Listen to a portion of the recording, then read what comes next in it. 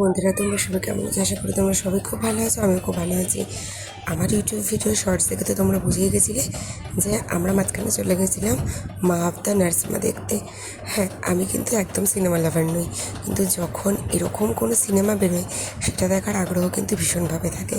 তাই দেরি না করে চলে গেছিলাম বিজলি সিনেমা হলে মা অফ দ্য নার্সিমা দর্শন করতে। এতদিন শুধু কানে শুনেছি, এবার নিজের চোখে এত সুন্দর একটা ছবি দেখার পরে মন মুগ্ধ হয়ে গেছিলো। ব্যাস, ছবি দেখে বেরিয়ে একটু খিদে পেয়ে গেছিলো। তোমরা জানো ওখানে কিন্তু একটা খুব সুন্দর পুরনো ক্যাফে আছে, যার নামটাই হলো ক্যাফে।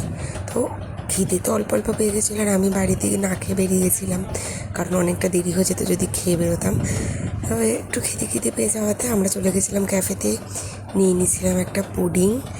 আমরা ছিলাম 4 জনে, ফলে যা নেওয়া হয়েছিল আমরা 4 জনে মিলে শেয়ার করে খেয়েছিলাম। একটা ফিশ কবিরাজি, একটা চিকেন কবিরাজি। তো আজকের ভিডিওটা এই পর্যন্ত। অনেক দিন পরে কিন্তু ভিডিওটা দিলাম। দেখা হচ্ছে পরের ভিডিওতে। টাটা।